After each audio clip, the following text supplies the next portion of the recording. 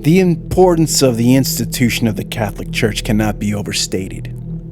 Its influence has held sway over much of the Western world for at least the last 1,500 years. Now, in fact, almost a quarter of all Americans identify as Catholic in some regards, according to the World Atlas demographic.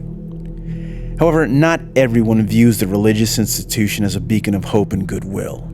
There are those that actively oppose the tenets of the Catholic Church, and even those that have taken their disdain a step farther, into the dark realms of murder. The night of August 7th was a hot and muggy evening near St. Francis Cathedral on the outskirts of Santa Fe, New Mexico. A frantic call came in from an unknown parishioner who identified himself only as Michael Carmelo. The man said that he was in desperate need of a priest to administer the last rites to his dying relative. One Father Reynaldo Rivera, who in turn took the call, said that he could meet Carmelo inside of 20 minutes near a remote rest stop just off of I-25 near Waldo, New Mexico. Father Rivera quickly hopped into his car and sped off into the muggy night. It would be the very last time that he would ever be seen alive. After Father Rivera failed to turn up the next morning, he was reported missing with Santa Fe police.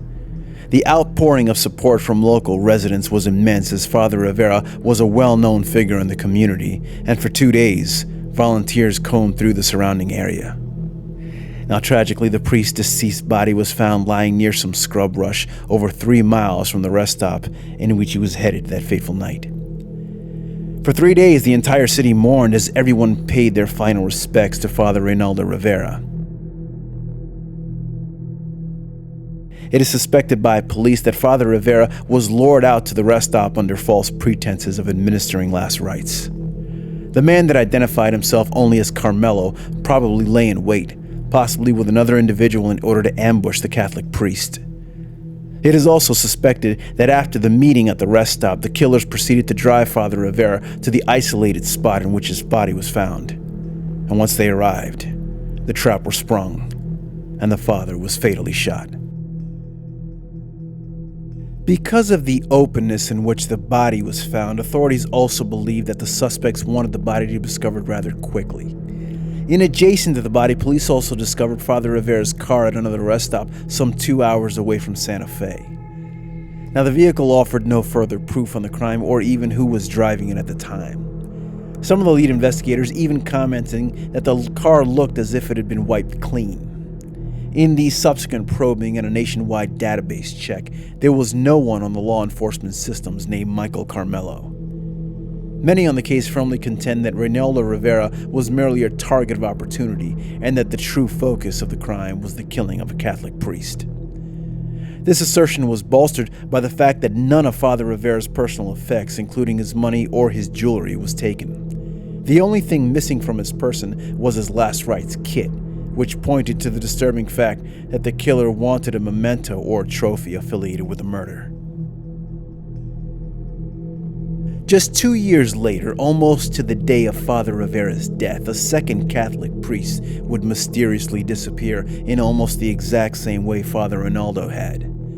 In the town of Ronan, Montana, 58-year-old Father John Kerrigan stepped out of Sacred Heart Catholic Church one night and was reported to have visited a local bakery at around 11 p.m. to chat with some of his new parishioners and to formally introduce himself. After only a few minutes, he exited and was never seen or heard from again. Father Kerrigan had only been at Sacred Heart for approximately 4 days before he mysteriously vanished. Now, the very next afternoon, a fruit vendor discovered a pile of bloody clothes near an embankment off of Flathead Lake. The police were notified, and once the clothes were determined to be that of Father Kerrigan, a statewide APB was put into effect to try and locate the missing priest. In the initial search around Flathead Lake, police were disturbed to find a bloody bent coat hanger. In connection to the bloody clothes, it is surmised that the coat hanger might have been used as a possible murder weapon, perhaps in some kind of strangulation method. A week after the discovery of the clothes and the hanger, Father Kerrigan's car would be found abandoned in an open field some 5 miles from Flathead Lake. The inside of the car was splattered with blood, specifically located on one of the door panels and all over the underlying floorboards. Inside the trunk, police also found a bloody shovel and pillow, all indications that a violent event had taken place. However, here too was found that robbery was not a motive, as over $1,200 were found inside of Father Kerrigan's wallet, which occupied a box next to the bloody shovel.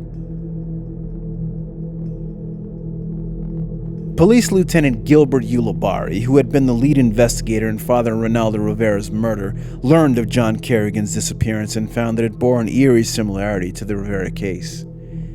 He flew out to Montana to investigate what he thought could be a possible connection. Now, even though there was no body in the Kerrigan case, the lieutenant believes that the openness of both the bloody clothes and the car points to a similar boldness of the perpetrators. In both instances, the suspects were trying to leave a message that they had dispatched a member of the clergy, or so contends Lieutenant Ulibarri. Now, in addition to some of the evidence, the lieutenant also points to the presence of a deformed coat hanger. Many experts also believe that a wire hanger of some kind was also used in the Rivera murder.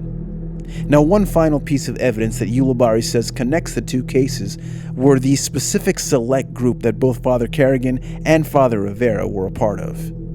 Both were a member of the priestly order of Franciscans. With all the eerie connections between the two cases, could it be possible that a serial killer was targeting Catholic priests in the early 80s? Now, based on this assumption, the FBI created a comprehensive psychological profile of the suspect or suspects. They believed that the killers had some kind of deep vendetta against the Catholic Church after they felt that they had been betrayed in some way. In the years following the investigation, police have identified a potentially strong suspect. He is a man named George Semkis, who had committed several robberies in the Santa Fe area at the time of Father Rivera's murder. Now, Semkis was arrested in November of 1982, and police discovered that he had a tenuous connection to Rivera. Semkis had allegedly stolen a religious statue from Father Rivera's parish, and the Franciscan order refused to grant him clemency for the crime. Now, this could have been the driving motive behind his hatred of Catholic priests. Now, while incarcerated, doctors also found that Semkis strongly fit the FBI's psychological profile that they had developed of the killer. However, despite all this, police could not muster enough evidence to firmly connect Semkis to the crime, and his current whereabouts remain unknown. In the 40 years preceding these cases, there has been little movement, and people are left to wonder if someone indeed had men of the cloth in his crosshairs. It's also very unnerving to think that certain vocations dedicated to helping others and to do the will of God could also place us in the most danger. Now all we can do is deliver our prayers and hope that the one above will indeed give us our daily bread, but most importantly of all, He will deliver us from all evil. Until next time.